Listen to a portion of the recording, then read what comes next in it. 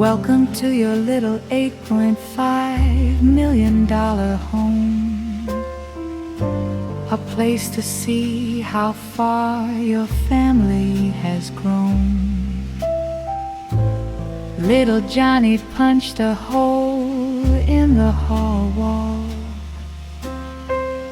Ate her the divorce because your husband ran off with the maid you knew you shouldn't have hired. But right now, none of that really matters, because you are in your spa-like tub, hot water and a rub-a-dub-dub.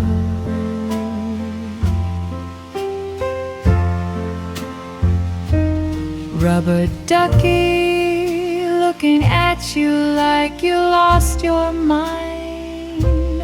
But you got this house now, life is fine.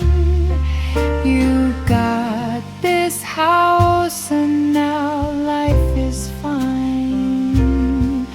Your kids are grown.